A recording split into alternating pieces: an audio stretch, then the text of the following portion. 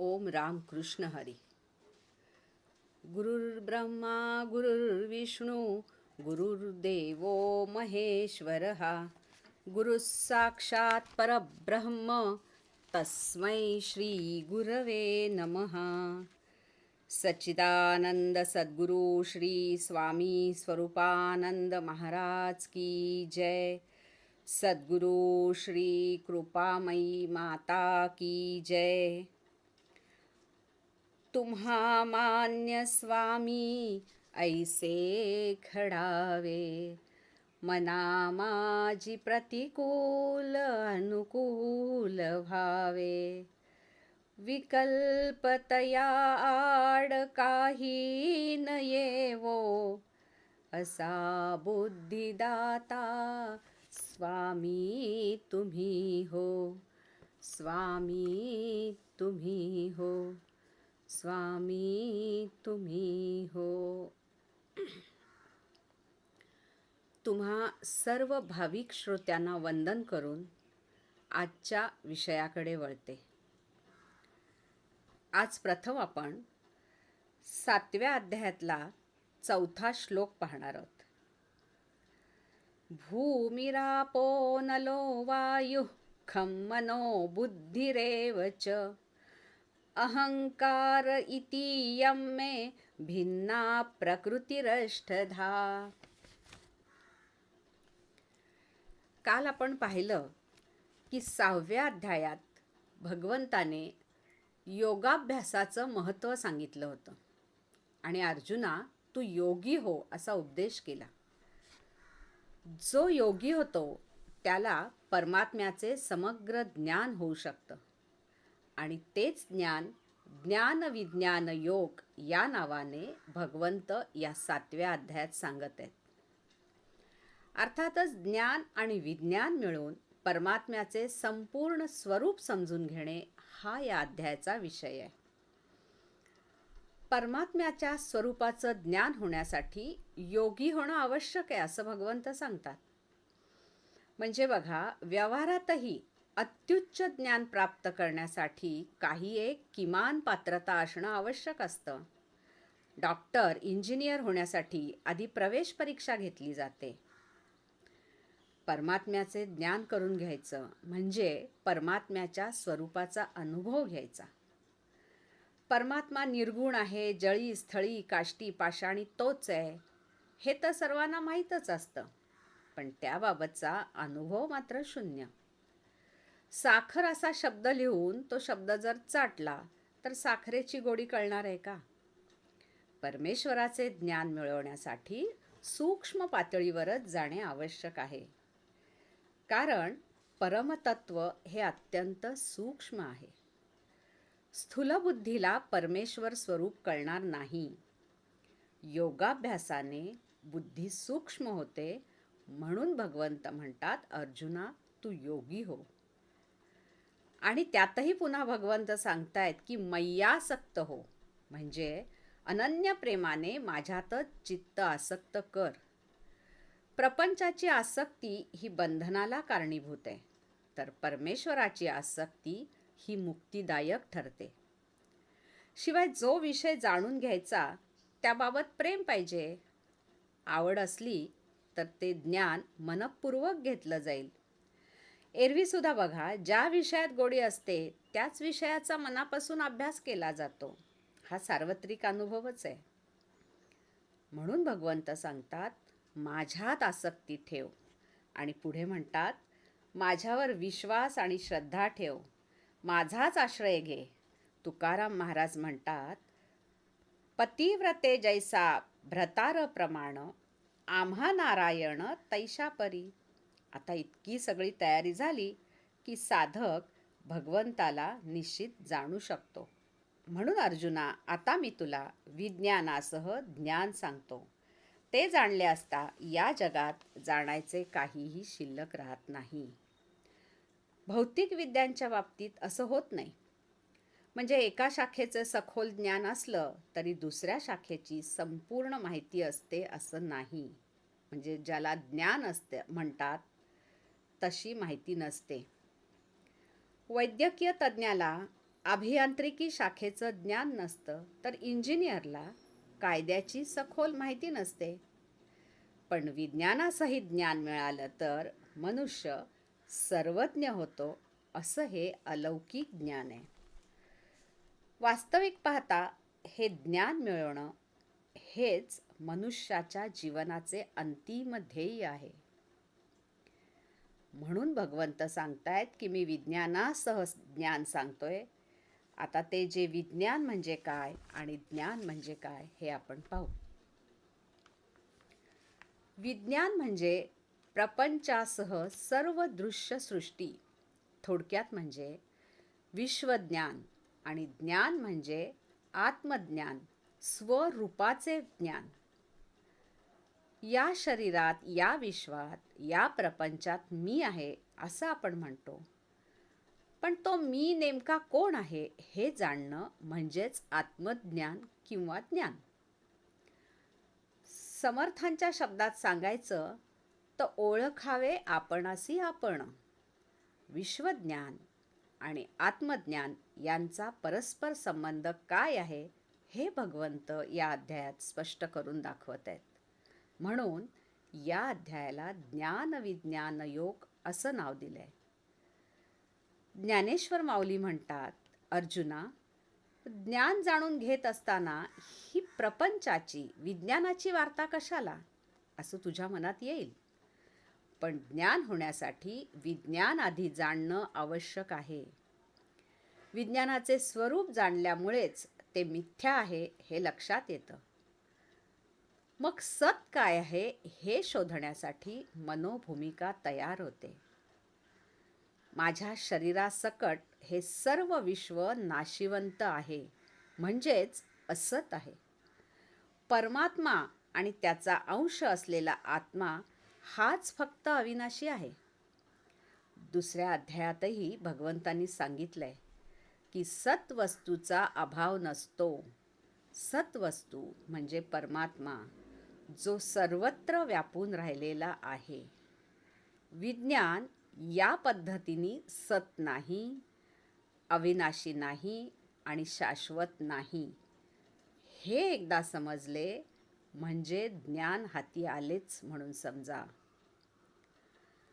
म्हणून आधी विज्ञान समजून घेणे आवश्यक आहे. व्यावहारिकदृष्ट्या विचार केला तरी मानवी जीवनाच्या प्रगतीसाठी विज्ञान आवश्यक आहे. मात्र विज्ञान हे एकमेव सत्य नव्हे किंवा ते अंतिम सत्य नव्हे हे लक्षात घेतलं पाहिजे. आणि विज्ञानाचा उपयोग तारतम्याने करणं हे तर आवश्यकच आहे. मानवी शरीराची रचना जाणून घेणे हे मानवजातीच्या हितासाठी उपयोगी आहे. पण भरमसाठ प्रतिजैविकांचा मारा करणं हे तितकंच घातक आहे. तसंच रासायनिक खतांचा अतिवापर करून जमीन दूषित करणं हे हानिकारकच.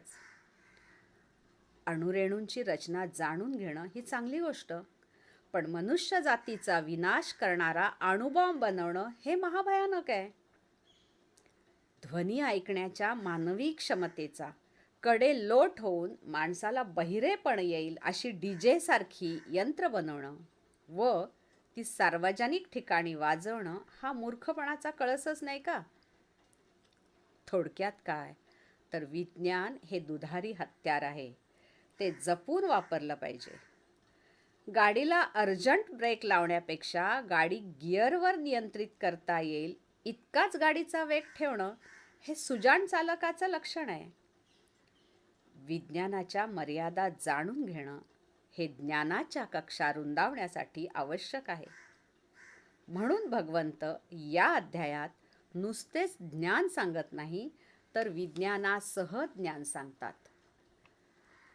स्वामी स्वरूपानंद म्हणतात, स्वामी म्हणे नाही स्वरूपाचा शोध, व्यर्थ तो प्रबोध शास्त्रज्ञांचा.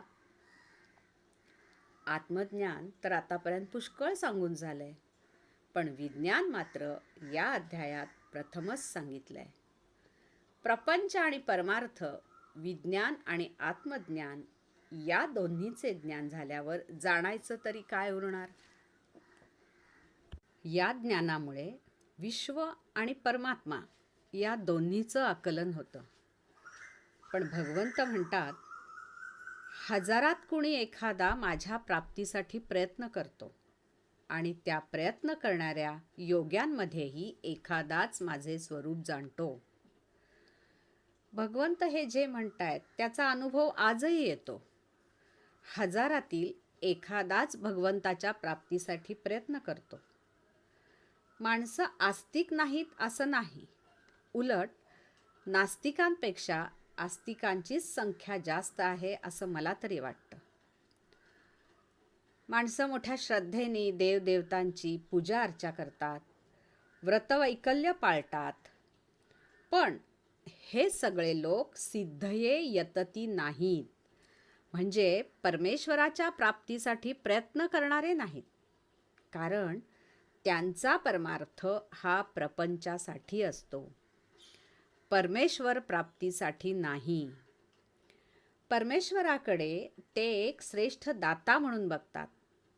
अनन्य भक्तीने मागितल्यास देव त्यांना इच्छित गोष्ट देणार नाही असं नाही, पण भक्तीचा तोच केवळ उद्देश असू नये. परमेश्वराने माणसाला बुद्धी दिली ती ब्रह्मज्ञान प्राप्त करून घेण्यासाठी, आत्मज्ञान मिळवण्यासाठी. पण आपण मात्र तेवढं सोडून इतर गोष्टींसाठीच आपली बुद्धी जास्त वापरतो. रामकृष्ण परमहंस बालपणी शालेय अभ्यासाकडे दुर्लक्ष करायचे, म्हणून त्यांचे वडील बंधू त्यांना रागवले. तेव्हा परमहंस म्हणाले, मी केवळ उदरभरणाची विद्या शिकणार नाही. ज्या विद्येमुळे ज्ञानाचा म्हणजे आत्मज्ञानाचा उदय होऊन जीवन कृतार्थ होते, ती विद्या मला शिकायची आहे. रामकृष्ण हे उच्च कोटीचे योगी होते, सिद्ध पुरुष होते. आपल्यासारख्या प्रापंचिकांना असे म्हणून चालणार नाही. पोट भरायची विद्या आपल्याला शिकावीच लागणार. पण ही लौकिक विद्या हेच सर्व काही आहे असा समज मात्र करून घेऊ नये. त्या पलीकडेही आत्मज्ञान नावाची वस्तू आहे आणि ती आपल्याला मिळवायची आहे याचं सतत भान ठेवलं पाहिजे. स्वामी स्वरूपानंद यांनी पावस येथील शाळेच्या उद्घाटन प्रसंगी लिहिले, लोपवी जी अहंतेते विश्वाचे हित साधिते, अनाथा हात जी देते ती विद्या मिळवू येथे. आनंदी जन्म जी घेते, आनंदे विश्व कोंदते, आनंदी लीन जी होते ती विद्या मिळवू येथे. म्हणजे आनंदाचा कंद असणारी आत्मज्ञानाची विद्या मिळवायला पाहिजे असं स्वामी सांगतायत. आपला परमार्थ मर्यादित असतो, लिमिटेड असतो. मानस सरोवर हे अतिशय भव्य दिव्य आहे. त्या अथांग पसरलेल्या पवित्र जलामधून आपण फक्त वाटीभरच जल आणतो. हंडाभर पाणी आणण्याचं आपलं सामर्थ्यच नाही. परमेश्वर अथांग अक्षय आनंद द्यायला बसलेला आहे. पण आपली उडी प्रापंचिक मागण्यांच्या पुढे जात नाही. श्री साईबाबा म्हणायचे, मी पूर्ण भरजरी शेला तुम्हाला द्यायला बसलोय, मग चिंधी का चोरता. गोंदवलेकर महाराज तर म्हणतात, प्रपंच हा परमार्थाच्या सोयीसाठी असावा, पण आपण परमार्थ प्रपंचाच्या सोयीसाठी करतो. कुंपणाने शेत खावं तसाच हा प्रकार आहे. आणि गंमत म्हणजे आपल्याला हे इतकं सवयीचं झालेलं आहे की त्यामध्ये आपल्याला काहीही विपरीत वाटतच नाही. कावीळ झालेला नाही का सगळं जग पिवळं दिसतं, त्याप्रमाणे आपल्याला प्रपंच मुख्य वाटतो आणि परमार्थ गौण वाटतो. भाजीत मीठ चवीपुरते लागते, पण आपण मिठाचीच भाजी करायला निघाले आहोत. आपलं मन प्रपंचात इतकं लिप्त झालंय की हा खारटपणा आपल्याला कळत सुद्धा नाही. हजारात एखाद्यालाच फक्त भगवंताकरता भगवंत हवा असतो आणि तोच खरा कस्तुरीचे गिऱ्हाईक. बाकी आपण सारे हिंगजिऱ्याचे गिऱ्हाईक. भगवंतांनी या अध्यायात परा आणि अपरा प्रकृतीबद्दल सांगितलेलं आहे. या दोन्ही प्रकृती भगवंताच्याच आहेत. आता हा श्लोक सांगतोय, पृथ्वी, पाणी, अग्नी, वायू, आकाश, मनबुद्धी, अहंकार ही अपरा प्रकृती आहे. ही अचेतन आहे. मात्र हिच्याहूनही वेगळी एक प्रकृती आहे, जिच्या योगे सर्व जग धारण केलं आहे. ती पराप्रकृती. ती जीवरूप असून अर्थातच सचेतन आहे. म्हणजेच भगवंताच्या चेतन आणि अचेतन प्रकृतीपासूनच विश्वातल्या सगळ्या गोष्टी निर्माण झाल्या आहेत. माणसाच्या 3.5 हात देहापासून, इतकंच कशाला, अगदी मुंगीपासून ब्रह्मांडातील असंख्य ग्रह, ज्ञात अज्ञात तारे, आकाशगंगा इथपर्यंतची प्रत्येक गोष्ट ही परमेश्वरापासूनच निर्माण झालेली आहे. हिरा आणि कोळसा एकाच कार्बनची रूपं आहेत. निर्मितीतील फरकामुळे, निर्मिती प्रक्रियेत जो फरक पडतो त्यामुळे त्यांची रूपं बदललेली आहेत, पण मूलतत्व एकच आहे. थोडक्यात काय, सर्व सृष्टीचे मूलतत्व परमेश्वरच आहे, फक्त नावे आणि आकार वेगवेगळे. दिवाळीच्या दिवसामध्ये एका हलवायाने कल्पकतेने वेगवेगळ्या प्राण्यांच्या आकाराची मिठाई बनवली. एक आई आपल्या मुलाला घेऊन त्या दुकानात आली. तिनं विचारलं, बाळा तुला कुठली मिठाई हवी? तो मुलगा म्हणला, आई मला ते गाढव किंवा कुत्रा अजिबात नको हं. हे बघ, तो सुंदर ससा आहे ना पलीकडे, तोच घे. आईला माहीत होतं की मिठाई वेगवेगळ्या आकाराची असली तरी ती साखरेचीच बनलेली आहे.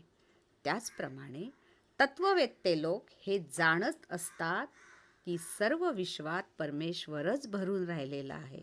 सर्व विश्व हे चितचा म्हणजे परमेश्वराचाच विलास आहे. संपूर्ण जग दोऱ्यात दोऱ्याचेच मणी ओवावे तसे माझ्यात ओवलेले आहेत, असं भगवंत सांगतात.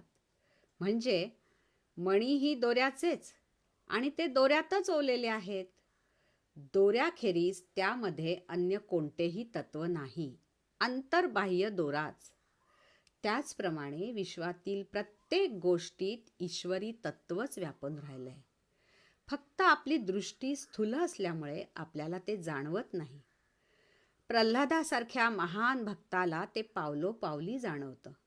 त्यामुळे त्याच्यासाठी शुष्क वाळलेल्या खांबातून भगवान नृसिंह प्रकट झाले. हे सर्व विश्व भगवंताच्या आश्रयाने राहते, म्हणजेच सूत्रे मणिगणा इव होय. मणी दोऱ्याच्या आश्रयाने राहतात. दोरा नसता तर ते ओघळून पडले असते, चौफेर उधळले असते. दोऱ्यात ओवलेले असल्यामुळे ते एकसूत्री राहतात, सुनियंत्रित असतात. तसंच हे विश्व ईश्वरीय सूत्रात बांधलेले असल्यामुळे नियमबद्ध आहे. उद्या सूर्य उगवणार हे पक्क ठरलेलं आहे. अमावास्येला चंद्र दिसणार नाही आणि पौर्णिमेला मात्र पूर्ण चंद्र दिसणार हे निश्चित आहे. ऋतुचक्र अव्याहत फिरत आहे. आता आपण आपल्या कृत्याने ते विस्कळीत करतोय हा भाग वेगळा. पण सृष्टीच्या विविधतेमागे ईश्वराचा आधार आहे. ईश्वर माना अथवा न माना, पण सृष्टीचे नियम बदलणार नाहीत. मी गुरुत्वाकर्षण मानत नाही असं म्हणणाऱ्या व्यक्तीवरील गुरुत्वाकर्षणाचा प्रभाव कमी होणार नाही. तेव्हा सर्व विश्वामध्ये परमेश्वरी तत्व आहे आणि त्याच्याच आश्रयाने हे विश्व चालले आहे. हे त्रिकाला बाधित सत्य आहे. आणखीन एक महत्त्वाची कल्पना म्हणजे मम माया दुरत्यया, माझी माया ओलांडून जाणं फार कठीण आहे असं भगवंत सांगतात. त्रिगुण हे मायेचे रूप आहे. त्यांच्यामुळेच माया बलवान होते. माया हे विपरीत ज्ञान आहे. मायेमुळेच जीवात्मा, परमात्मा आणि जग असा भेदभाव निर्माण होतो. माया या शब्दाचा अर्थ आहे जी नाही ती. मा म्हणजे नाही आणि या म्हणजे जी. जी नाही ती. माया सतही नाही आणि असतही नाही. अंधारात पडलेल्या दोरीकडे पाहून सापाचा भास होतो. पण दिवा लावल्यावर ती दोरी आहे, साप नाही हे लक्षात येतं. माया ही अशीच भासरूप आहे. ती प्रत्यक्षात असत नाही. ज्ञानाचा प्रकाश पडला की माया नष्ट होते. श्री गोंदवलेकर महाराजांनी मायेची फार सोपी व्याख्या केली आहे. ते सांगतात, वस्तू जशी आहे तशी न दिसता विपरीत दिसणे म्हणजे माया. जी भगवंतापासून दूर नेते ती माया. म्हणजे बघा माया किती लबाड आहे. ती स्वतः भगवंताच्या आश्रयाने राहते, पण आपल्याला मात्र भगवंताजवळ फिरकूसुद्धा देत नाही. ती एखाद्या मत्सरी प्रेयसीसारखी आहे. भगवंताजवळ येणाऱ्या प्रत्येकाला ती दूर लोटते. हां, आता आपल्यावर भगवंताचीच मर्जी बसली तर गोष्ट वेगळी. ती मर्जी बसण्यासाठी एकच उपाय, तो म्हणजे संपूर्ण शरणागती आणि भगवंताची अनन्य भक्ती. ज्ञानेश्वर महाराजांनी माया नदीचे सविस्तर वर्णन करून सांगितलंय. का मुंगी मेरू ओलांडी, तरी मायेची पैलथडी देखती जीव. मुंगी मेरू पर्वत ओलांडण्याची शक्यता कितपत आहे, तेवढीच शक्यता जीवाने माया नदी ओलांडण्याची आहे. दुसऱ्या शब्दात सांगायचे तर जीवाने माया ओलांडण्याची शक्यता अत्यंत कमी आहे. माया ही विषयांचे मोहक रूप घेऊन आपल्याला भुलवते. 2 मित्रांची गोष्ट आहे. दोघं मित्र नदीतीरी गप्पा मारत बसलेले होते. एवढ्यात नदीतून काहीतरी एक काळी काळी घोंगड्यासारखी वस्तू वाहात येताना दिसली. त्यातला एक जण म्हणाला, अरे हे घोंगडं दिसतंय बहुतेक, थांब मी आणतो, होईल आपल्याला उपयोगी. दुसरा म्हणला, अरे कशाला, नाही नाही असू दे, पडेल उपयोगाला. लोभ मोह. झालं, त्याने नदीत उडी मारली आणि पोहत पोहत तो त्या वस्तूकडे गेला आणि जोराजोरात ओरडायला लागला, अडकलो अडकलो, वाचवा वाचवा. ते घोंगडं नव्हतं तर ते काळं अस्वल होतं आणि त्या अस्वलाने याला पकडलं होतं. माया असंच मायावी रूप धारण करत असते, म्हणून ती ओलांडण्याची शक्यता फार कमी असते. भगवंताने स्वतःच तशी साक्ष दिली आहे, मम माया दुरत्यया. माया तरून जाणे कठीण आहे, पण यातही गंमत आहे. भगवंत कठीण आहे असं जरूर सांगतात, पण ओलांडताच येणार नाही असं म्हणत नाही. म्हणजे कुठेतरी पाण्याला उतार आहे, तिथून माया नदी सावधपणे ओलांडता येते. मार्ग खडतर आहे, पण तोच एकमेव मार्ग आहे भगवंताच्या शरणागतीचा. म्हणून भगवंत म्हणतात, मलाच शरण ये, म्हणजे तू माया तरून जाशील. यातील मलाच हा शब्द फार महत्त्वाचा आहे. फक्त आणि फक्त भगवंतालाच शरण गेल्यास भवसागर पार करता येतो. श्री वरदानंद भारती यांनी याबाबत फार मजेशीर उदाहरण दिलंय. ते म्हणतात, आपण एखाद्या बंगल्यात गेलो तर कुंपण ओलांडताच वरांड्यातील दांडगा कुत्रा आपल्या अंगावर भुंकू लागतो. त्याच्या आवाजाने मालक बाहेर येतात आणि ओरडतात, टॉमी चुप चुप, की लगेच तो कुत्रा गप्प बसतो. त्याचप्रमाणे माया दांडगी आहे, अक्राळ विक्राळ आहे, पण तिची स्थितीही त्या बंगल्यातल्या श्वानाप्रमाणेच आहे. ती भगवंताच्या आश्रयाने राहते, म्हणून भगवंताने इशारा करताच चूप होते आणि आपले मायाजाल आवर्ते घेते. भगवंताकडे तोंड करून चालू लागलात की उद्धाराला सुरुवात झाली, आणि त्याच्याकडे पाठ करून पण उपभोगाकडे तोंड करून तुम्ही चालू लागलात की अधप्पात सुरू झाला. मात्र ज्यांनी भगवंताकडे तोंड वळवले ते माया तरून जातात. मायेच्या अंमलाखाली कोण कोण येतं, तर मूढ, दुष्कृत्ये करणारे, नराधम आणि आसुरी स्वभावाचे लोक. ही माया माणसाला मोहित करते, त्याचे ज्ञान आणि विवेकबुद्धी हिरावून घेते. मूढ म्हणजे नुसताच अज्ञानी नाही. अज्ञानी असणे हा गुन्हा नाही, पण आपल्या अज्ञानाची जाणीव नसणे हे भयंकर आहे. अज्ञानाची जाणीव नसेल तर ज्ञानाची सुरुवात कशी होणार? पण याही पुढे जाऊन मला सगळे कळते, किंबहुना मलाच सगळे कळते, अशी भावना असणाऱ्या अहंकारी माणसाला काय ज्ञान देणार? आता दुष्कृतीनः म्हणजे वाईट कृत्ये करणारा. अज्ञान आणि मोहामुळे मनात वाईट विचार येतात, पण ते मनाच्या पातळीवरच थोपवायला हवेत, कृतीत उतरू देऊ नये. इतकाही विवेक या लोकांकडे असत नाही. मोह आणि आसक्ती यामुळे राक्षसी वृत्ती हळूहळू वाढू लागते. एखादा चोरी करून पोट भरत असेल तर तो नराधम म्हणजे माणसातला अधम नीच माणूस. पण भरल्या पोटी ढेकर देऊनही अधिक संपत्तीची हाव करणारे धनदांडगे, जनतेच्या पैशांचा अपहार करणारे भ्रष्ट पुढारी हे सर्व आसुरी वृत्तीचे आहेत. ते माणूस तर नाहीतच, पण माणसातील नीच म्हणण्याच्याही लायकीचे नाहीत, तर ते महाभयंकर राक्षसच आहेत. राक्षस हे माणसातील नीच माणसापेक्षाही दुष्टपणाच्या बाबतीत, दुष्कृत्याच्या बाबतीत जास्त वरचढ आहेत. असे हे मूढ, दुष्कृत्य करणारे, नराधम आणि राक्षसी वृत्तीचे लोक भगवंतापर्यंत पोहोचत नाहीत. मनुष्याच्या हातून घडणारी वाईट कृत्ये त्याला आसुरी भावापर्यंत पोहोचवतात, तर चांगली कृत्ये माणसाला ज्ञानापर्यंत पोहोचवतात, म्हणजे भगवंतापर्यंत पोहोचवतात. तेव्हा सुरुवात कुठून करायची? सदाचरणापासून का दुराचरणापासून याचा विचार करावा. मनात कितीही वाईट विचार येवोत, पण ते कृतीत उतरवून देऊ नयेत.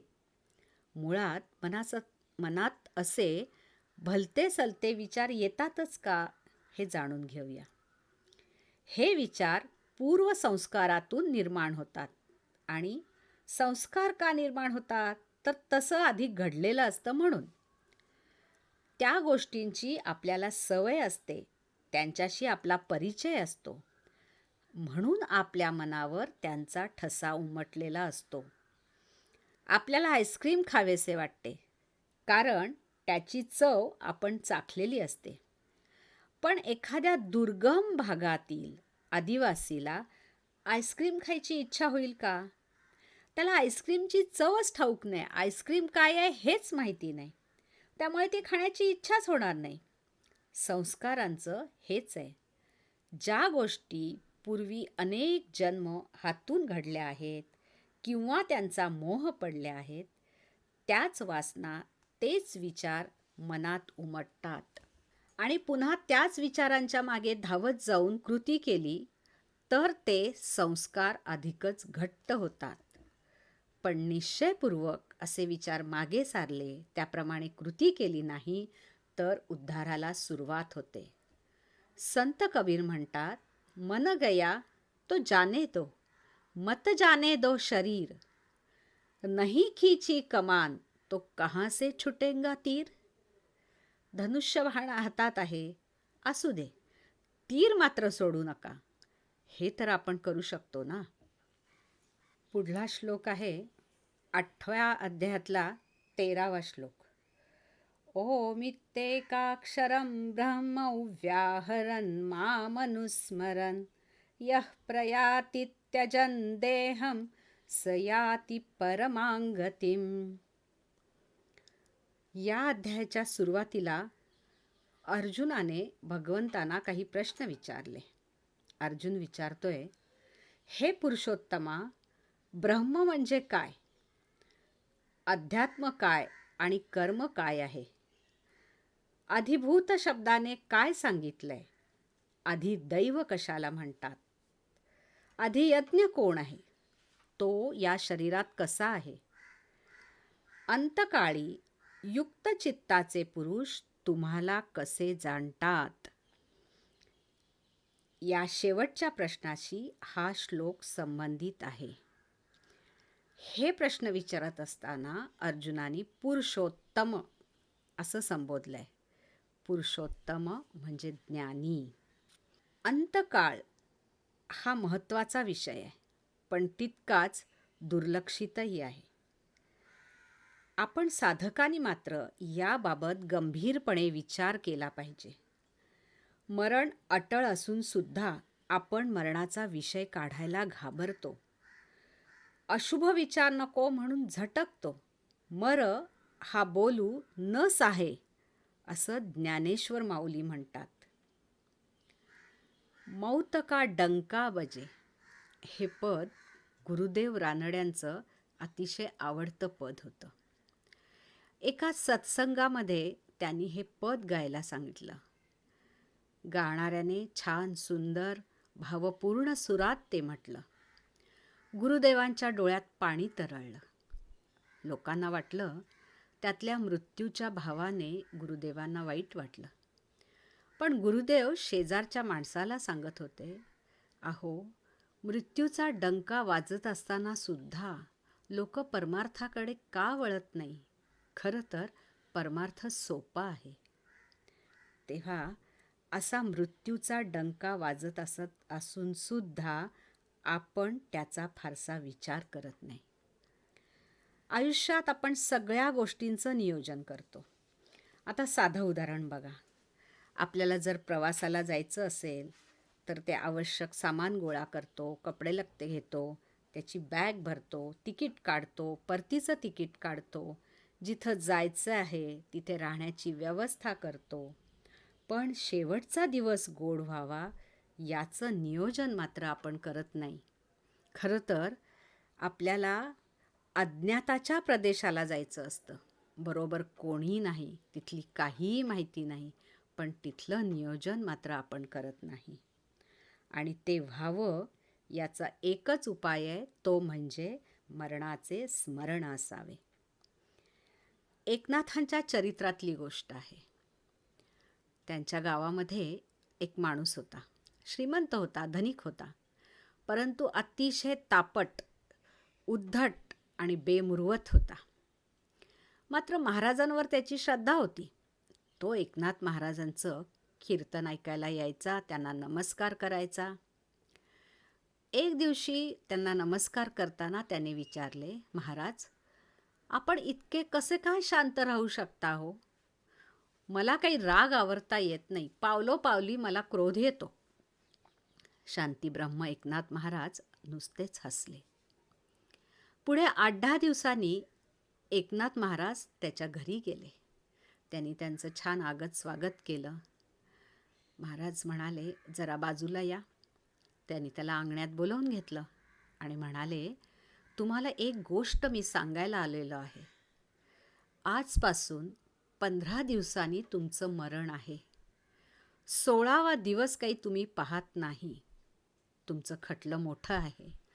तुम्हाला आवराआवर करायला वेळ मिळावा म्हणून मी सांगायला आलो आहे. आणि महाराज निघून गेले. तो माणूस धावतच घरात आला. पहिल्यांदी देवापुढे उभा राहून अतिशय नम्र भावाने त्यांनी देवाला नमस्कार केला. बायको सामोरी आली. तिच्याशी समजूतदारपणे बोलला. आणि मग पुढे काय? पंधरवडाभर नुसता सौजन्य पंधरवडा. कधीच कोणावर रागवला नाही, आरडाओरडी केली नाही, बायकोला समजवून घेतलं, शेजाऱ्या पाजाऱ्यांशी अत्यंत सहृदयतेने वागला. 15 दिवस संपत आले. एक दिवशी एकनाथ महाराज परत त्याच्या घरी आले. महाराज आल्यावर त्यांनी पूजा अर्चेची तयारी केली. म्हणाला, बसा, पूजा करतो. एकनाथ महाराज म्हणले, अहो, ते पूजेचं वगैरे राहू द्या. मला एक सांगा, या 15 दिवसामध्ये तुम्ही किती जणांवर रागावलात, किती जणांचा अपमान केलात, किती जणांना दुखावलं? तो म्हणला, अहो महाराज, कसलं काय, 15 दिवसच राहायचंय, आता पुन्हा कुठं इथं यायचं आहे, कशाला कोणावर रागवू, कशाला कोणाचा अपमान करू? महाराज म्हणाले, आता कळलं ना कसं शांत राहता येतं ते? मृत्यूचं स्मरण असलं की विकारांवर ताबा मिळवता येतो. आता हा श्लोक काय सांगतोय? ह्या श्लोकात असं म्हटलेलं आहे, ओम या एकाक्षर ब्रह्माचा उच्चार करत, मज निर्गुण ब्रह्माचे चिंतन करत, जो देहाचा त्याग करतो तो पुरुष परमगतीला प्राप्त होतो. शरीराची 9 द्वारे आहेत. 2 डोळे, 2 नाकपुड्या, 2 कान, तोंड, उपस्थ आणि गुद. मस्तकाला 10वे द्वार म्हटलं जातं. ते या 9 पेक्षा सूक्ष्म आहे आणि जीव तर अत्यंत सूक्ष्म आहे. एका केसाच्या जाडीचा 10,000वा भाग इतका जीव सूक्ष्म आहे असं वर्णन आहे. तो कोणत्याही रंध्रातनं बाहेर पडतो. आता प्राण म्हणजे काय? तर प्राण म्हणजे जीवनशक्ती. तिच्यामुळे जीवनाचे सर्व व्यवहार चालतात. प्राण म्हणजे फक्त श्वासोच्छवास नाही, तो त्याचा एक भाग आहे.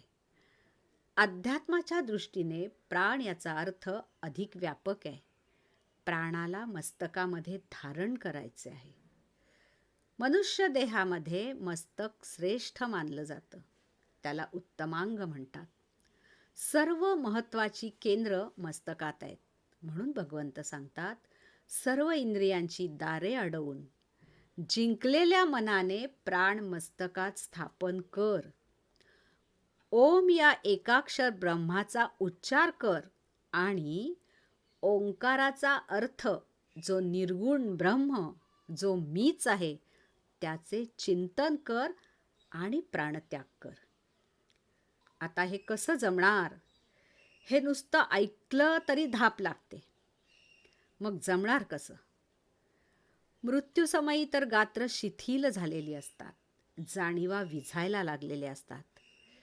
शिवाय जीवाला त्यावेळी काय काय यातना होत असतील हे त्या जात्या जीवालाच ठाऊक. पण अशा कठीण समयी ही सर्व प्रक्रिया कशी जमणार? किंबहुना शरीराच्या त्या विकल परिस्थितीत याचं भान तरी राहील का? काळजी करण्यासारखाच विषय आहे. पण माऊलीने याचं उत्तर दिलेलं आहे. माऊली म्हणते, पार्था, तू शंका सुद्धा घेऊ नकोस. जे नेहमी माझी सेवा करतात त्या भक्तांचा मी सेवक होतो. त्यांचा अंतकाळ मी सांभाळतो. केवढं मोठं आश्वासन आहे. याबरोबरच आणखीन 2 गोष्टींचा विचार करणं आवश्यक आहे. पहिली गोष्ट म्हणजे शेवटी जी बुद्धी असेल त्याप्रमाणे गती मिळते. जडभरताचे उदाहरण प्रसिद्ध आहे.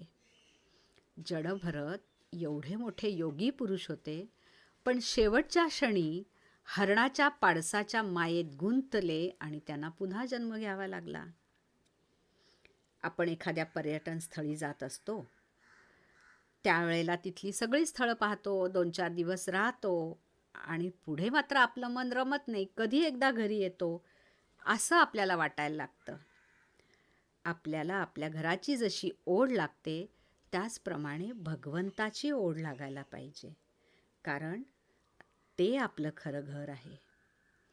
आपण रेल्वेतून मोठा प्रवास करत असलो तर आपलं स्टेशन आल्यावर आपण सामानाची आवराआवर करतो आणि एखादी सगळ्या बॅगा पुढे आणून ठेवतो, जेणेकरून आपल्याला चटकन उतरता येईल. तसंच अंतःकाळाची तयारी करायची म्हणजे मनातल्या सगळ्या विकारांचा त्याग करायचा हळूहळू, क्रमाक्रमाने, आणि एकच भक्तीची बॅग हातात ठेवायची, जेणेकरून आपल्याला चटकन उतरता येईल आणि ती भक्तीची बॅग घेऊनच आपल्याला पुढच्या प्रवासाला जाता येईल. खरं सांगायचं तर भगवंताशी आपलं नातं हे सख्या आईशी आहे. प्रपंचाशी किंवा विषयांशी आपलं नातं हे सावत्र आईचे आहे. पण आपण मात्र सावत्र आईच्याच प्रेमात सापडतो. अंतःकाळी भगवंताचं स्मरण होण्यासाठी आयुष्यभर त्याचं स्मरण ठेवणं आवश्यक आहे. आणि कोणता क्षण शेवटचा असेल हे माहीत नाही. त्यामुळे प्रत्येक क्षणच भगवंताच्या स्मरणात घालवायला हवाय. गीतेत सांगितलं आहे, तस्मात् सर्वेषु कालेषु मामनुस्मर युध्य च. तस्मात् सर्वेषु कालेषु मामनुस्मर युध्य च. म्हणजे सर्व काळी मला स्मरण करून, माझे स्मरण करून युद्ध कर. थोडक्यात म्हणजे काय? जे काही गोष्ट करायची असेल, जे काही कर्म करायचं असेल ते माझ्या स्मरणात कर, म्हणजे त्या कर्माचा योग बनेल. आणि दुसरी गोष्ट, जी गोष्ट आयुष्यभर कधी केलीच नाही ती शेवटी कशी आठवेल, ती शेवटी कशी करता येईल. आता बघा, एखाद्याने गल्लीतली साधी क्रिकेट मॅच खेळलेली नसेल तर तो टेस्ट मॅच खेळू शकेल का? वर्षभर जर विद्यार्थ्याने पुस्तकांना हातच लावला नाही तर वार्षिक परीक्षेचा पेपर कितीही सोपा असला तरी त्याला तो सोडवता येईल का? म्हणून प्रत्येक क्षण हा भगवंताच्या स्मरणात जायला हवा, म्हणजे शेवटच्या क्षणीसुद्धा भगवंत आठवेल. आपण जन्माला येताना सोहम घेऊन येतो, तो मीच आहे ही भावना असते. पण हळूहळू त्यामध्ये कचरा साठत जातो. नदी उगमापाशी स्वच्छ असते, पण जशी ती पुढे पुढे वाहत जाते तशी त्यामध्ये कचरा घाण साठत जाते. प्रपंच म्हणजे विकारांची बाग आहे असं ज्ञानेश्वर माऊली म्हणतात. हे सगळं का करायचं तर पुन्हा जन्म नको म्हणून. कारण जन्म हा दुःखदायक आहे आणि क्षणभंगूरही आहे. काळा नळाच्या तोंडी घातली लोणियाची उंडी, माशी पाख पाखडी तव हे सरे. माशी पंख हलवेपर्यंत सगळं संपतं. माशी एका सेकंदात 100 वेळा पंख हलवते असं म्हणतात. आता अगदी स्वर्गात जरी गेलं तरी माणसाला तिथून परत यावं लागतं. कारण स्वर्गात राहणं म्हणजे भाड्याच्या घरात राहण्यासारखं आहे. जोवर भाडं दिलं जातं तोवरच मालक घरात ठेवतो, नाहीतर हकालपट्टी करतो. तसंच आहे, पुण्य संपलं की स्वर्गातून पुन्हा माघारी यावं लागतं. आणि अशी सारखी सारखी घरं बदलणं हे काही योग्य ठरत नाही. ज्यांनी बदलीची नोकरी केली आहे त्यांना अनुभव विचारा. नवीन गावात जायचं, तिथे ओळखी पाळखी करायच्या, घर बघायचं, वस्तूंची जुळवाजुळव करायची आणि सगळं काही स्थिर स्थावर होतंय तोवर पुन्हा बदलीची वेळ येते. पुन्हा ते सोडून निघून जायचं पुन्हा नवीन गावाला. मनुष्याचं आयुष्य म्हणजे तरी काय आहे हो? बालपणाचा काळ, त्याच्यानंतर विद्याभ्यास, तरुणपणी गृहस्थाश्रम, हे सगळं करायचं. संसाराच्या जबाबदाऱ्या संपतायत, जरा हुश्य म्हणायचं, आपले आवडते छंद जोपासायचे, भक्तिमार्गाला लागायचं. आणि हे करतोय नाहीत करतोय तोच आयुष्याची संध्याकाळ होते आणि पुन्हा निघून जाण्याची वेळ येते. हे करायला लागू नये आणि आपल्या हक्काच्या घरात जावं म्हणून या सगळ्या गोष्टी करायच्या असतात. यद्गत्वा न निवर्तन्ते तद्धाम परमं मम. परमेश्वराच्या परमधामाला गेलं तर तिथून परत यावं लागत नाही. आता असा प्रश्न कदाचित मनात येईल की ज्ञानेश्वर, तुकाराम, साईबाबा, स्वामी समर्थ, गजानन महाराज ह्या सगळ्या मंडळींनीही जन्म घेतले, मग ते कसं काय? पण हे महात्मे स्वतःच्या इच्छेने जन्म घेतात, लोकोद्धारासाठी जन्म घेतात. प्रत्येक जीवाचा उद्धार व्हावा ही भगवंताची इच्छा आहे म्हणून असे महात्मे पृथ्वी तलावर येतात. ज्ञानेश्वर महाराज म्हणतात, मागील या जन्मी मुक्त झालो, पण ते पुन्हा जन्माला आले कारण त्यांना भागवत धर्माची पताका रोवायची होती. ज्ञानेश्वरी हरिपाठ हा आपल्या हाती द्यायचा होता. भक्तीच्या पाऊल खुणा जनसामान्यांना दाखवायच्या होत्या म्हणून त्यांचा जन्म झाला.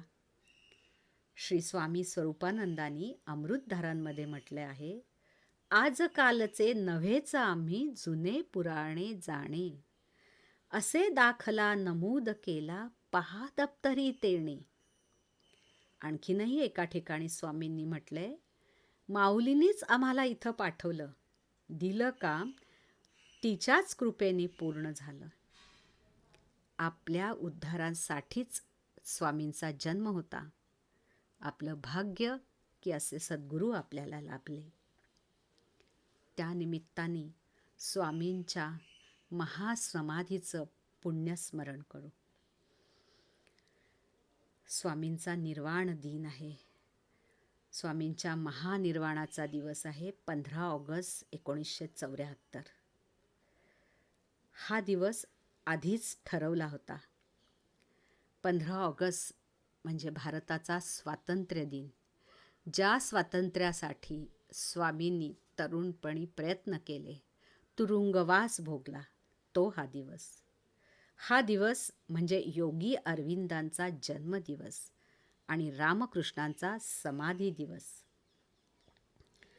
28 जुलै 1974 स्वामींनी सूचना दिली, माझा पुढला प्रवास सुरू झाला आहे. 6 ते 14 ऑगस्ट स्वामींच्या प्रकृतीत चढ उतार होत होते.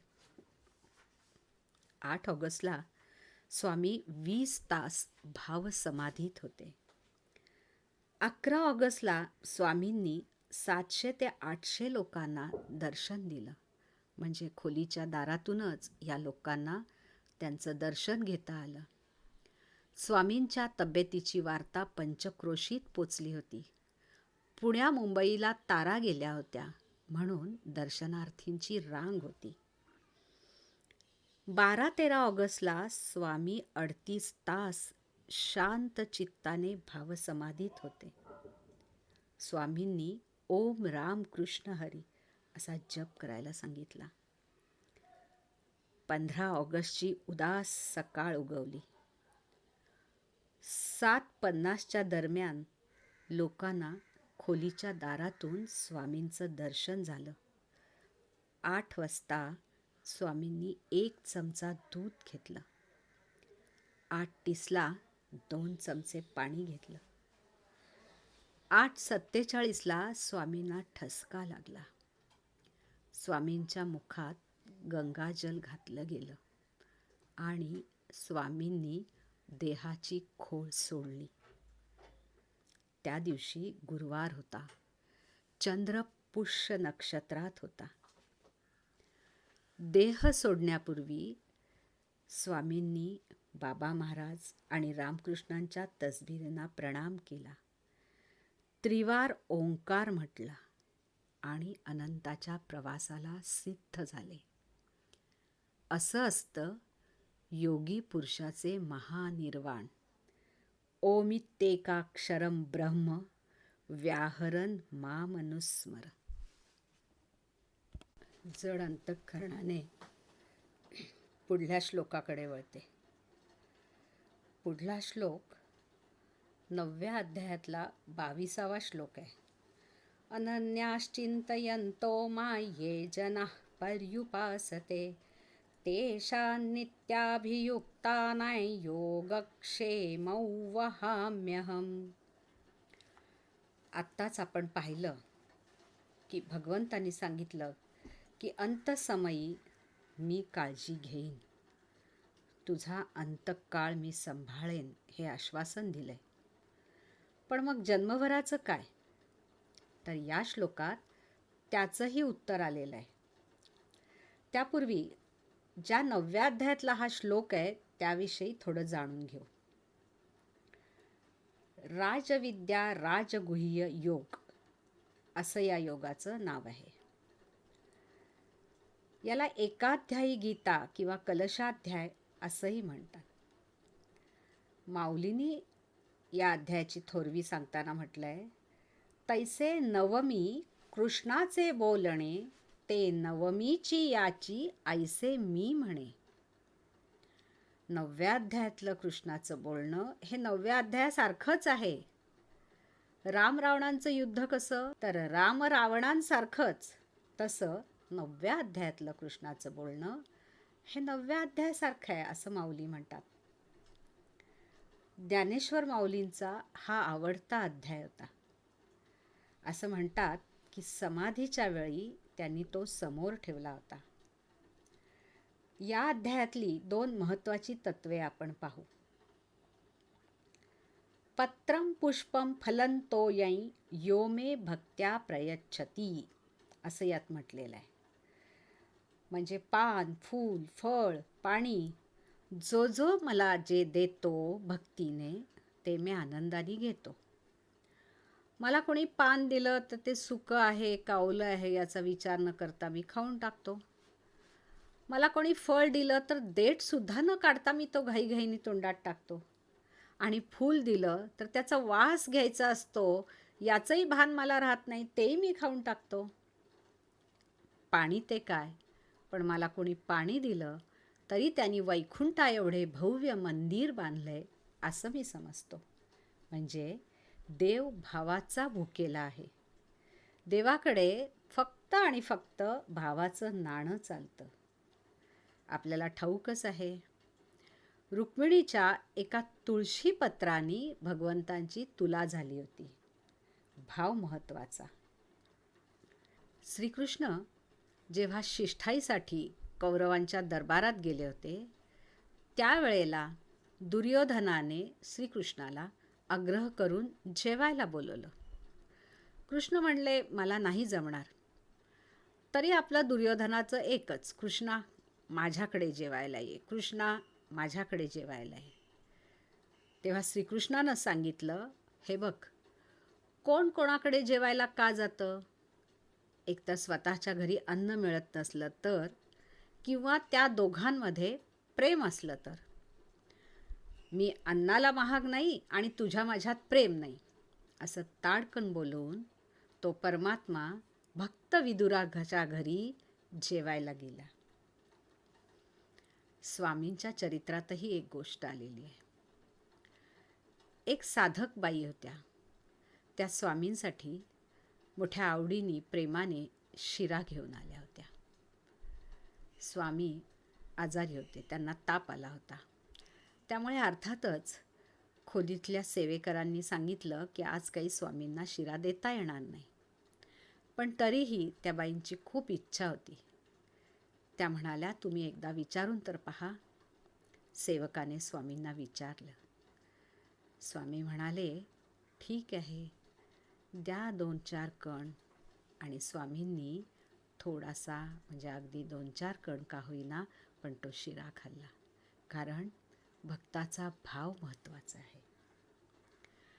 असंच एक सुंदर उदाहरण भारतीय युद्धाच्या काळात घडलेलं आहे. भीष्म पितामह यांची इच्छा होती की भगवंतानी आपल्यावर वार करावा. बघा हं, कुंती मातेनी काय मागितलं तर मला दुःख दे, का तर भगवंताचं स्मरण व्हावं. आणि पितामह म्हणतात की भगवंतानी माझ्यावर वार करावा. केवढी उच्च प्रतीची भक्ती आहे ही. पितामहांची ही इच्छा होती खरी, पण भगवंताची तर प्रतिज्ञा होती की मी हाती शस्त्र धरणार नाही, गोष्टी सांगेन युक्तीच्या 4. मग काय करावं. पण भक्तापुढे भगवंतांना आपलं वचनसुद्धा आठवत नाही, आपलं ब्रीद मोडायला ते तयार होतात. एक दिवस युद्ध करता करता पितामह श्रीकृष्णाच्या पुढे, म्हणजे अर्जुनाच्या रथाच्या समोर आले. त्यावेळेला अत्यंत त्वेषाने भगवंतानी खाली उडी मारली.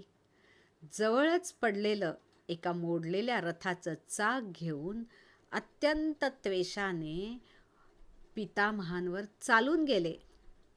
परकरणी त्वेष, पण आतून मात्र प्रेम. पितामहांनी गुडघे टेकले, बाहू पसरले आणि भगवंताचं स्वागत केलं. असा देव आणि भक्त यांचा सोहळा असतो.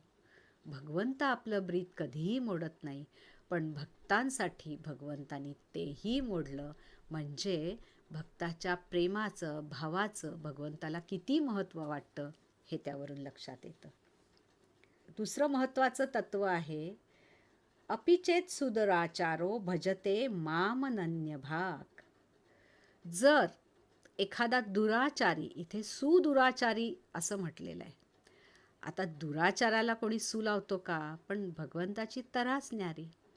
म्हणजे भगवंतांना सांगायचं आहे, कितीही टोकाचा दुराचारी असला आणि जरी त्यांनी माझी अनन्य भक्ती केली तरी मी त्याचा उद्धार करतो, तो तात्काळ धर्मात्माच होतो, असं भगवंतांनी सांगितलेलं आहे. हा दुराचारी पश्चातापाने पोळलेला असावा लागेल. याचं उदाहरण म्हणजे वाल्याचा वाल्मिकी ऋषी झाले हे आपल्याला माहिती आहे. कान्होपत्राचं उदाहरणही आपल्या डोळ्यासमोर आहे. तेव्हा भगवंत भावाचा किती भुकेला आहे हे यावरून दिसून येतं. आता या श्लोकात जे म्हटलेलं आहे योगक्षेम वहाम्यहम म्हणजे काय? योग म्हणजे भगवत स्वरूपाची प्राप्ती आणि क्षेम म्हणजे त्या साधनेचं रक्षण करणे. योगक्षेमाचा व्यवहारातला अर्थ जो उदरनिर्वाह करणे तो सुद्धा भगवंत पुरा करतात. तुमच्या साधनेला बाध येऊ नये इतपत भगवंत नक्कीच देतात असा अनेक भक्तांचा अनुभव आहे. आणि साधनेला बाधक ठरू नये याची मात्र ते काळजी घेतात. सतत नियमाने आणि श्रद्धेने गीता पाठ करणाऱ्या एका ब्राह्मणाची गोष्ट आहे. तो 3 त्रिकाळ गीतेचा पाठ करत असे.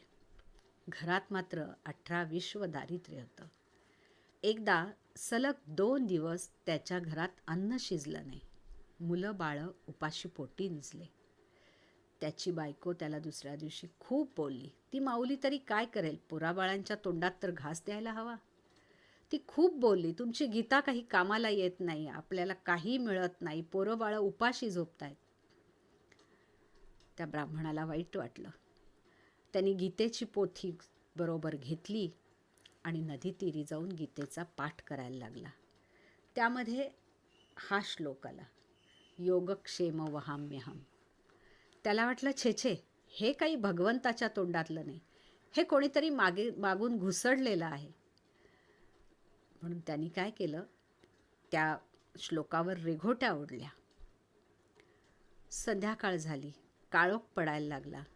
याचे जे नेमाचे गीता पाठ होते ते पुरे झाले. तो आपला उदास अंतःकरणाने घराकडे जाऊ लागला. घर जवळ आलं, घराच्या दारात आला तेव्हा त्याला सुग्रास भोजनाचा वास आला. बायको प्रसन्न मुद्रेने पुढे आली. त्याला फार आश्चर्य वाटलं. त्यांनी चौकशी केली तेव्हा बायको म्हणाली, अहो तुमचा एक शिष्य आला होता. त्यांनी घोड्यावर लादून बरंच सामान आणलं, सोनं नाणं कपडे लत्ता अन्न सामुग्री सारं काही त्यांनी आणलं. मी त्याला नाव विचारलं पण त्यांनी सांगितलं नाही. तो एवढंच म्हणाला की गुरुजींना सांगा, ज्या शिष्याच्या पाठीवर तुम्ही वळ ओढले तो शिष्य आला होता. अहो चांगला दिसत होता मुलगा, का तुम्ही त्याला चापकाने मारलं? तो ब्राह्मण साधक मटकन खाली बसला. त्याच्या लक्षात आलं भगवंतानेच माझ्यासाठी ही तसदी घेतलेली आहे आणि त्याला खूप वाईट वाटलं. तेव्हा भगवंत तुमचा उदरनिर्वाह चालवण्यासाठी सुद्धा मदत करतच असतो.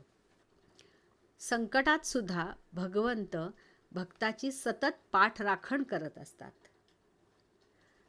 मंगळवेढ्याच्या दामाजी पंतांची गोष्ट प्रसिद्धच आहे.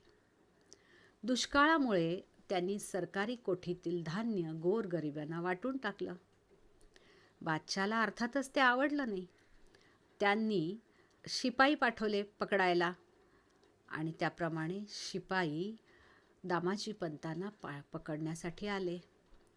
दामाजी पंतांना ते बेड्या घालून घेऊन चालले होते. इकडे दरबारात एक अघटित गोष्ट घडली. पांडुरंग स्वतः विठू महाराजचं रूप घेऊन दरबारात हजर झाले आणि त्यांनी मोहरांची थैली बादशाहसमोर उपडी केली. छान वर्णन केलंय कवीनी. खळखळा ओतल्या मोहरा, घ्याजी मोजून पावती करा, शहा घाली बोट तोंडात. तो मोहरांचा पर्वत लावलेला पाहून बादशाला खूपच आश्चर्य वाटलं आणि त्यांनी पावती करून दिली आणि शिपायांना हुकूम सोडला, त्या दामाजी पंतांना जे पकडायला गेले त्यांना पुढे जाऊन सांगा की त्यांना पकडू नको, त्यांनी पैसे सरकार दरबारी जमा केलेले आहेत. दामाजी पंतांना हे कळताच त्यांच्या डोळ्यातून घळघळा अश्रू आले आणि म्हणाले, भगवंता पांडुरंगा, त्या बादशहाला दर्शन दिलंस, मला मात्र दिलं नाहीस ना. अशी ही गोष्ट आहे. भगवंत भक्तांची संकटात सुद्धा पाठराखण करत असतं. योगक्षेम वहाम्यहम हे वाक्य आयुर्विमा महामंडळाचं बोधवाक्य आहे. त्यामुळे ते आपल्या सगळ्यांना खूप परिचित आहे. आणि आपल्यालाही असंच वाटत असतं की भगवंतानी आपला योगक्षेम चालवावा. पण त्याच्या आधीचं जे आहे अनन्याश्चिंतयन्तो माय, हे मात्र आपण सोयीस्कररित्या विसरतो. पण जो खरोखरच अनन्य भक्त असतो त्याचा योगक्षेम सगळ्याच अर्थाने भगवंत चालवत असतात. पण त्यासाठी लौकिक प्रयत्नांची जोड मात्र द्यावी लागते आणि भगवंतावर श्रद्धा आणि विश्वास असावा लागतो. आईच्या गर्भातलं मूल जसं आईवर भरोसा ठेवून स्वस्थ असतं, त्याप्रमाणे आपण प्रयत्न करायचे, पण पूर्ण श्रद्धा मात्र भगवंतावर ठेवणं आवश्यक आहे. या पुढचा श्लोक आहे 10व्या अध्यायातला 42वा श्लोक. अथवा बहुनैतेन ज्ञातेन तवार्जुन विष्टभ्याहमिदं कृत्स्नमेकांशेन स्थितो जगत्. 9व्या अध्यायामध्ये राजविद्या सांगितली आणि आता या 10व्या अध्यायात विभूती योग सांगतायत. भगवंत जन्मरहित अनादी लोकमहेश्वर म्हणजे देवांचेही देव. भगवंताचे हे स्वरूप जाणणे म्हणजे ज्ञान, आणि जो ते जाणतो तो ज्ञानी, म्हणजे बौद्धिकदृष्ट्या नव्हे हां. म्हणजे भगवंताचे हे स्वरूप फक्त बुद्धीने जाणणे नव्हे हां. भगवंत हा बुद्धिगम्य नाही. तसं असतं तर सगळ्या विद्वानांना तो प्राप्त झाला असता, पण तसं होताना दिसत नाही. मध गोड असतं ही माहिती झाली, पण त्याची नेमकी गोडी मधाची चव चाखल्याशिवाय कळतच नाही. शाब्दिक पंडितांच्या वाऱ्यालाही उभा न राहणारा भगवंत निरक्षर भक्तांच्या झोपडीत सुखे नैव नांदतो. कारण भगवंत त्यांना बुद्धियोग देतो. ते प्रीतीपूर्वक त्याला भजत असतात. भक्तीचं कमळ फुललं की ज्ञानाचा सुगंध पसरतो. शाब्दिक पंडितांच्या वाऱ्यालाही उभा न राहणारा भगवंत निरक्षर भक्तांच्या झोपडीत सुखे नैव नांदतो. कारण भगवंताला प्रीतीपूर्वक भजणाऱ्या त्या भक्तांना भगवंत बुद्धियोग देतो. भक्तीचे कमळ फुलले की ज्ञानाचा सुगंध पसरतो. उंबरठ्यासी कैसे शिव आम्ही जातीहीन, असं चोखोबा मोठ्या संकोचाने म्हणतायत. पण तेच पुढे मोठ्या आत्मविश्वासाने म्हणतात, नाथाघरी नाचे माझा सखा पांडुरंग. म्हणजे जो नाथांच्या घरी जो नाचतोय ना, तो माझा सखा आहे. पंढरपुरात विटेवर उभं असलेलं हे सावळ परब्रह्म पांडुरंग माझा सखा आहे, असं मोठ्या आत्मविश्वासाने ते सांगतायत. आणि त्यांची पत्नी सोयराबाई, तिची तर तऱ्हाच वेगळी. ही बाई सांगते, अवघा रंग एकची झाला, रंगी रंगला श्रीरंग. हे अद्वैत तत्वज्ञान तिला कुठून कळलं? तथाकथित नीच जातीत जन्मलेली ही स्त्री, मुळात त्या काळी कितीही उच्चकुलीन असल्या तरी स्त्रियांनी शिकण्याची पद्धत नव्हती. त्यामध्ये ही तर गावकुसाबाहेरची एक स्त्री. तिला साधी अक्षर ओळख तरी असेल का हो? वेद उपनिषद याची काय माहिती असणार तिला? पण ती मोठ्या आत्मविश्वासाने म्हणते, अवघा रंग एकची झाला, रंगी रंगला श्रीरंग. हे ज्ञान तिला कुठून मिळालं? तर प्रत्यक्ष भगवंतानी भगवंताला प्रीतीपूर्वक भजणाऱ्या सोयराबाईंना बुद्धियोग दिला होता. तर असाच अर्जुन भगवंतांना प्रीतीपूर्वक भजत होता. म्हणून भगवंत आपलं स्वरूप त्याला समजावून सांगतायत, अधिकाधिक उलगडून सांगतायत. या 10व्या अध्यायात भगवंतांनी अर्जुनाला आपल्या विभूती सांगितलेल्या आहेत. आणि शेवटी म्हणतात, विभूती सांगणार तरी किती? निसर्गात विभूती आहेत, पशुत आहेत, व्यक्तीत आहेत, सगळीकडे आहेत. सांगणार किती? पावसाच्या धारा मोजता येतात का? किंवा समुद्रात उठणाऱ्या तरंगाचं मोजमाप करणं शक्य आहे का? त्याप्रमाणे भगवंताच्या विभूती अफाट आहेत, त्यांची गणनाच नाही. पण भगवंत अर्जुनाला सांगतात, हे काही सगळं फार जाणण्याची तुला आवश्यकता नाही. मी एका अंशाने हे विश्व धारण केलं आहे, हे लक्षात ठेव. विश्व म्हणजे परमात्म्याचा एक अंश आहे. म्हणजे परमात्म्याचं संपूर्ण तेज आणि सामर्थ्य किती असेल याचा हिशोब लावणं आपल्या बुद्धीच्या पलीकडचं आहे. कारण परमात्मा चराचर व्यापून दशांगुळे उरलेला आहे. भगवंताने अर्जुनाला स्वतःचे स्वरूप, विश्वाचा आणि भगवंताचा संबंध मोकळेपणाने उलगडून दाखवला. कारण अर्जुन प्रिय भक्त तर होताच, पण अर्जुना तू परिससी परिसोनी अनुष्ठसी. म्हणजे अर्जुन जे ऐकत होता ते तो आचरणात आणत होता. नळी फुंकली सोनारे, इकडून तिकडून गेले वारे, अशी त्याची स्थिती नव्हती. भगवंताचा प्रत्येक शब्द तो एकाग्रतेने ग्रहण करत होता आणि त्याचं आचरण करत होता. आपण सुद्धा 18 श्लोकी गीतेतलं तत्वज्ञान मनावर बिंबवून आचरणात आणावं, असं स्वामींचं हृदगत असावं, असं मला वाटतं. हरिओम तत्सत.